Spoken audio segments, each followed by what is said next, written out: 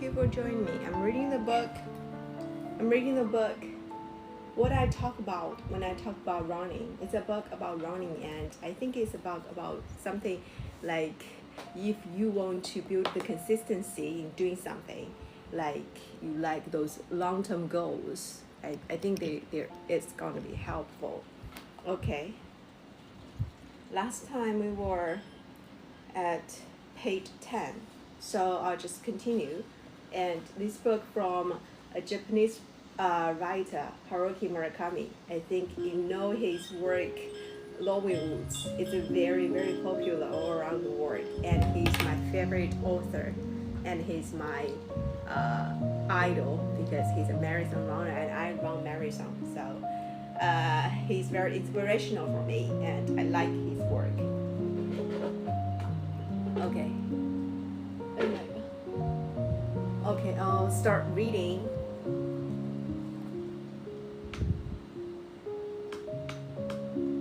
The same can be said about my profession. In the novelist profession, as far as I'm concerned, there's no such thing as winning or losing. Maybe numbers of copies sold, awards won, and critics' praise serve as outward standards for accomplishment in literature, but none of them really matter. What's crucial is whether your writing attains the standards you've set for yourself. Failure to reach that bar is not something you can easily explain away.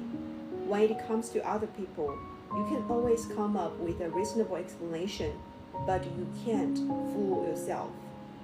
In this sense, writing novels and running for marathons are very much alike. Basically, a writer has acquired inner motivation and doesn't seek validation in outwardly visible. Okay, in this part, the author compares his profession with running. As we all know, he is a marathon runner, and he is one of the most popular novelists among the world. So it's kind of like marathon, and there's no winning or losing a marathon. It's the same goes to if you are a content creator, there's no winning or losing. Like there is no best author in the world. You just to keep your own standard to yourself, and you live to that goal for yourself. That's something I can really relate to, because although I'm very I'm a competitive personality, but I started to feel that there's actually a lot of pressure if you're competitive in all the areas in your life. You're keeping your eyes towards someone else. You're never looking inside of you as a unique you. So as I started run, I started to relate to this more. Like life is after all just a journey, you with yourself. You are your own companion, and you are your rivalry. So try to keep that balance. Okay, I'll continue. For me, running is both exercise and a metaphor. Running day after day, piling up the races. Bit by bit, I raise the bar, and by clearing each level, I elevate myself. At least, that's why I've put in the effort day after day to raise my own level. I'm not a great runner by any means. I am at an ordinary, or perhaps more like mediocre level. But that's not the point. The point is whether or not I improved over yesterday. In long distance running, the only opponent you have to beat is yourself, the way you used to be. Since my 40s, though, this system of self-assessment has gradually changed. Simply put, I am no longer able to improve my time. I guess it's inevitable, considering my age. At a certain age, everybody reaches their physical peak. There are individual differences, but for the most part, swimmers hit that watershed in their early 20s. boxers in their late 20s, and baseball that would shield in their early 20s, boxers in their late 20s, and baseball players in their mid 30s. It's something everyone has to go through. Once I asked an ophthalmologist if anyone's ever avoided getting farsighted when they got older. He laughed and said, "I've never met one yet. It's the same thing." Fortunately, the peak for artists varies considerably. Dostoevsky, for instance, wrote two of his most profound novels, The Possessed and The Brothers Karamazov. In the last few years of his life, before his death at age 60, Domenico Scarlatti wrote 555 piano sonatas during his lifetime, most of them when he was between the ages of 57 and 62. Okay, I think here is a common concern about 57 and 62. Okay, I think here is a common concern about aging. Like you set a limit. The author's idea is you say you are improving each day, but to a certain point you can't improve your time anymore, especially for running. Like physically, you can't be any younger when you reach into your peak. You're dropping, and there are some examples about like sports, like swimmer and boxers. But luckily for artists, and I think here like artists, like a musician, in writing, those artists, they can reach to their peak pretty late. And there is the famous writer Dostoevsky,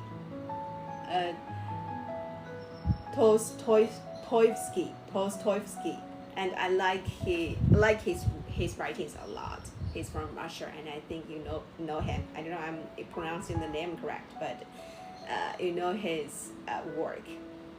And I mean, as I grow, like as I turn into my 30s, I started to feel that because there are common sayings, like especially women, when you turn into your 35 or 40, you are aging dramatically all of a sudden. And I can see that in some of my friends. Some of my friends, they are like older than me, and it is true. Like you can see their age, and they're not like look like girl anymore. They're like woman, more matured woman. But lately, I used to be very like worried or concerned about this. Like, am I getting older and ugly? But I don't know. As I exercise more, as I like read more, I started to feel that that's only the natural pattern everybody needs to go through. So, just something inevitable is happening. But the suffering is, you can choose if you're suffering for it or not. Okay.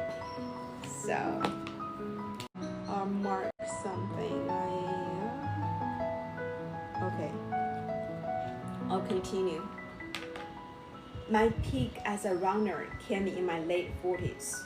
Before then, I'd aimed at running a full marathon in 3.5 hours, a pace of exactly 1 kilometer in 5 minutes, or 1 mile in 8. Sometimes I broke 3.5 hours, sometimes not, more often not. Either way, I was able to steadily run a marathon in more or less that amount of time. Even when I thought I'd totally blown it, I'd still been under 3 hours and 40 minutes. Even if I hadn't trained so much or wasn't in the best of shape, exceeding 4 hours was inconceivable. Things continued at that stable plateau for a while, but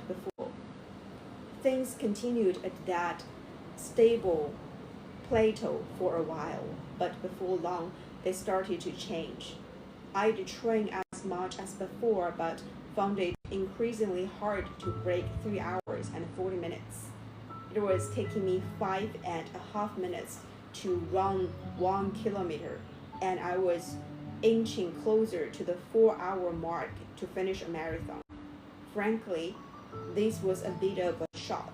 What was going on here? I didn't think it was because I was aging. In everyday life, I never felt like I was getting physically weaker.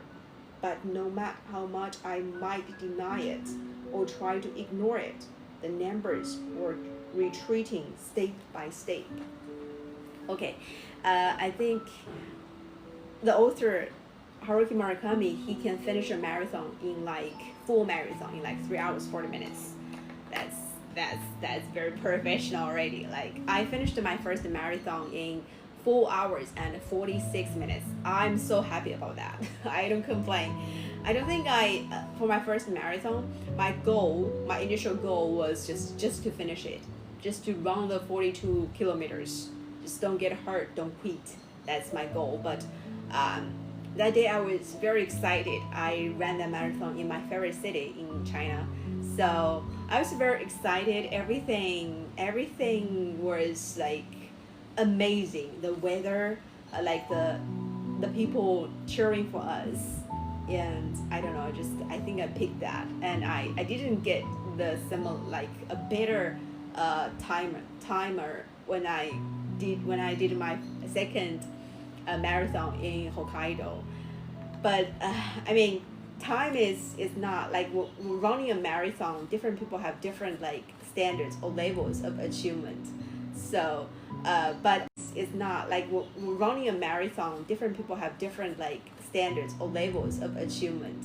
So but I haven't reached to that point of like physically I'm dropping, like I can't run anymore. But Haruki Murakami, he has running for decades, so he reached to that point, and I think that's good. Like when I read the book, I set the anticipation for my future. Like if I'm getting to that point, I know I'm about to get like frustrated about it, but like every experience has happened to someone else. When you read, you will know that the world is giant, and they are like whatever happening like for now, for the moment, you think that's unique to you. You're under a lot of suffer, and you're under a lot of pressure, whatever it is. Someone else has been there, done that. So no worries, they survived. So you will survive too. Okay, that's one of the reasons I really love reading, because when you read, you experience different lives out there. Okay, I'll continue. Besides, as I said earlier, I'd become more interested in other sports such as triathlons and squash. Just running all the time couldn't be good for me, I'd figured, deciding it would be better to add variety to my routine and develop a more all-around physical regimen. I hired a private swimming coach who started me off with the basics, and I learned how to swim faster and more smoothly than before. My muscles reacted to the new environment, and my physique began noticeably changing. Meanwhile, like the tide going out, my marathon times slowed, but surely continued to slow. And I found I didn't enjoy running as much as I used to. A steady fatigue opened up between me and the very notion of running. A sense of disappointment set in, that all my hard work wasn't paying off, that there was something obstructing me, like a door that was usually open suddenly slammed in my face. I named this condition runner's blues. I'll go into more detail later later on about what sort of blues this was. Okay, the author shared his runner's blue after like 20 years of running. I don't know. I think I hate my runner's blue every now and then. Like when I run, like when I prepare for a marathon, then after marathon, I just feel like no, I don't want to run for a long time. I just not running as much as I was preparing the marathon. I think um, whatever things, like even one thing you think you love the most in the world, you think you'll do it every day. Someday you may just don't feel like to do it. It's very natural, and life is like that. There's ups and downs, ups and downs. We can't keep motivated or keep like stay happy 24/7. That's impossible. But when those blues hit inevitably, your reaction to it decides um, decides who you are. Okay, let's continue. It's been 10 years since I last lived in Cambridge, which was from 1993 to 1995, back when Bill Clinton was president. When I saw the Charles River again, a desire to run swept over me. Generally, unless some great change takes place, rivers always look about the same, and the Charles River in particular looked totally unchanged. Time had passed. Students had come and gone. I'd aged 10 years, and there'd literally been a lot of water under the bridge. But the river has remained unaltered. The water still flows swiftly and silently toward Boston Harbor. The water soaks the shoreline, making the summer grasses grow thicker, which help feed the waterfowl, and it flows languidly, ceaselessly, under the old bridges, reflecting clouds in summer and bobbing with fogs in winter, and slightly and silently heads towards the ocean. Okay, that's beautiful. Like um, rivers. I never thought of that. Like I think I'm not good at like observing the nature. No, I like observing nature. Like I like to see the sky and the airplane and everything around me, but uh, I don't usually like use those like, writing those things in my writings. I'm working on that. I think like environment and background information is very important if you are telling a story to someone they never been there. And when I read this, I can imagine myself seeing the Charles River, even if I never been there. The river stay consistent, and the river is always there. And when you see the river, like it looks exactly like the same as 10 years ago. So you feel like running, like some environment triggers the runner's habit inside of you. I can feel that. Like I used to go running in a park. That park I used to live here. So now every time when I like go through that park, I feel like running. Like the images of me running, the past memories, is stayed with that park. Okay, that's beautiful. Okay, I'll continue. After I had unpacked everything, gone through the red tape involved in moving here, and settled into life in Cambridge, I go down to some serious running again, breathing in the crisp, bracing, early morning air. I felt once again the joy of running on familiar ground.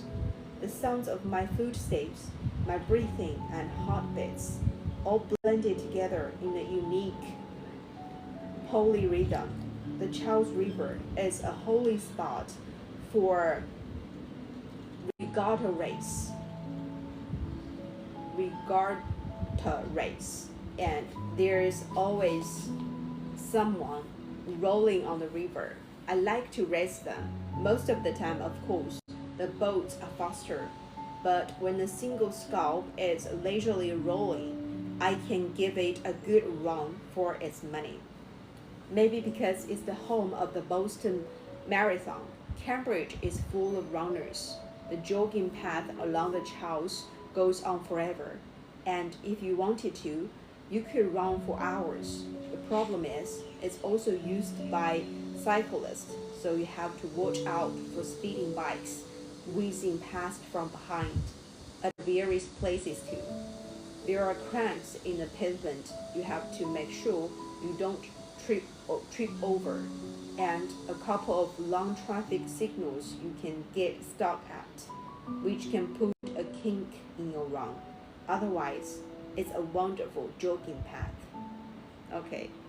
I have a dream. I have a goal in my running. It's like I want to run the Boston Marathon because it's most famous, and there's the atmosphere and everything I saw on social media. I think that's my goal, and it is very strict. You need to reach to certain like time. You finish a full marathon, you have to have a record to join the Boston Marathon. So it's a challenge. It's a very challenge for me because I think for my age, you need to finish a full marathon within 3 hours and a half. I can't do that. So, but ideally, when I'm growing older, like you grow older, you can still run the marathon. You can still run the marathon. Your like level to enter the entries for you is going to be like lower. Like old lady, I can imagine myself become like all gray hair and I can still run a marathon. That's pretty cool. And I see those like old men and old women, they are still running marathons. It's like their lifetime hobby. I wish I could just keep the habit of running, even if it's only jogging like slowly, but it's something I'll like keep with me, stay with me for a lifetime. And that's when I imagine things when I'm getting older, that's when I feel like getting older is not overall a bad thing.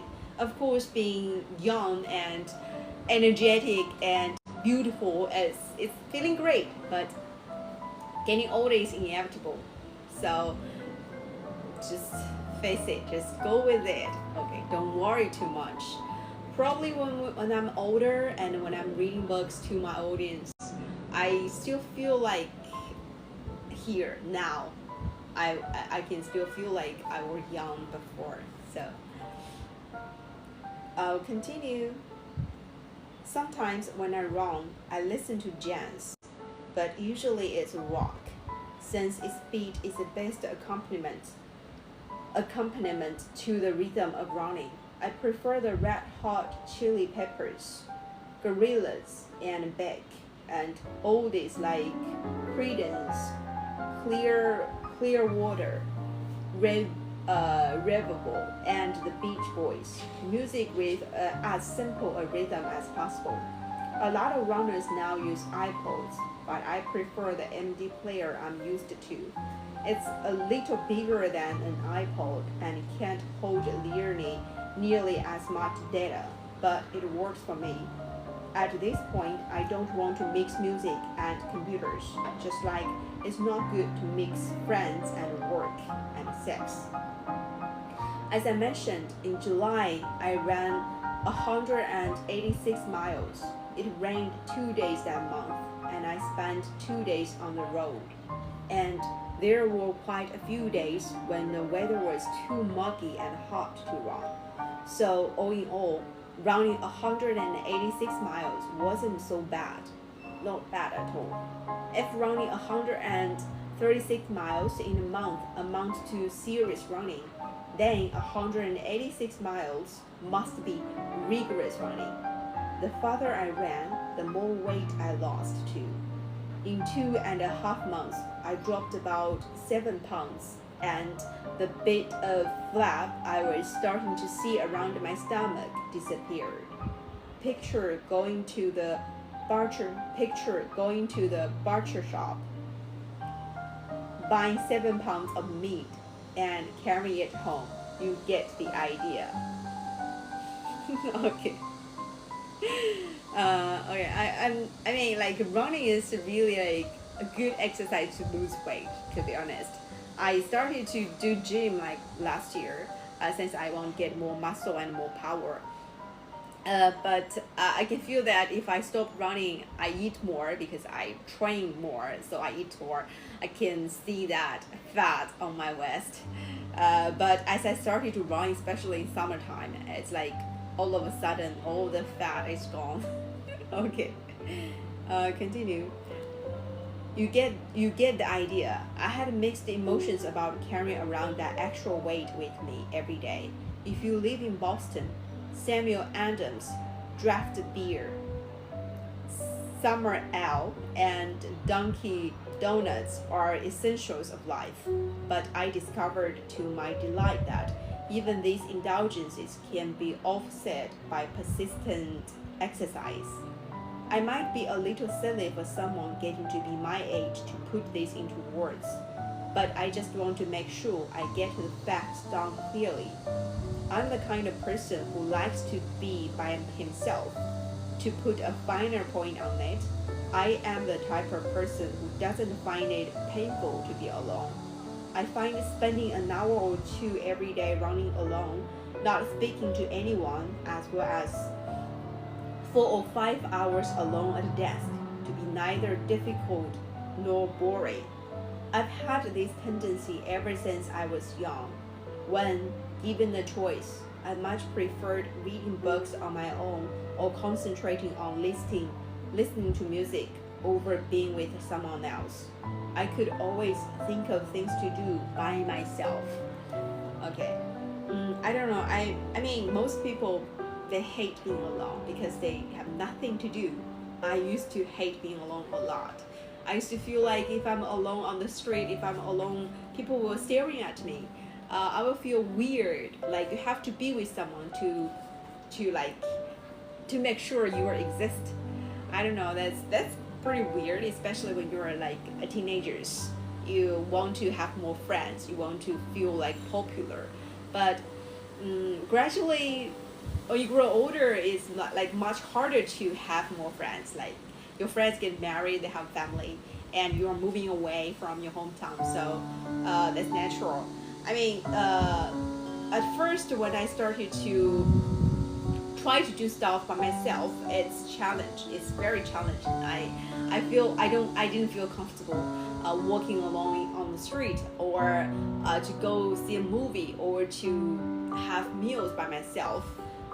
It's a challenge, but now I think I just really like the author. I enjoy my time alone. I will feel perfectly okay even if I'm waiting in the airport for hours, as long as I have my book and I have myself. And the other day when I flew in the airport for hours, as long as I have my book and I have myself. And the other day when I flew back from my trip, I was stuck in the airport for like 4 hours. It was raining and my plane was delayed.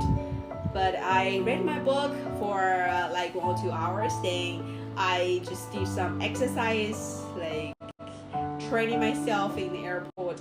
So time passed pretty fast, and I started to feel that I can be by myself all the time. I don't need anyone. But of course, I mean, human connection is like, for me, I'm an extrovert. Sometimes I crave for human contacts. I need to talk to people. I need to share my joy to others.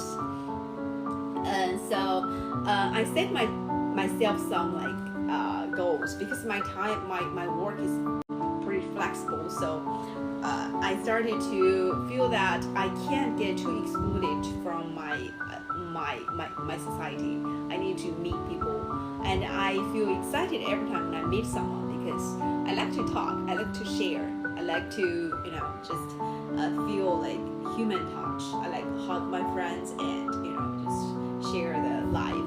That's pretty cool. But I mean, being alone or being with friends, it's not like, don't go extreme. You can be okay, just be by yourself, but you should also enjoy the time when you're with your friends. I don't know. I mean, there are some people, they just won't be alone all the time. I have a friend.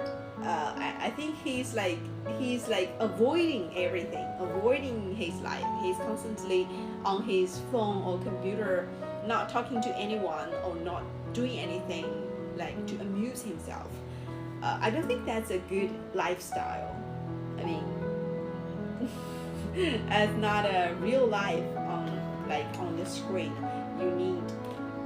You still need some feedback from others, some echoes from fellow human beings. Okay.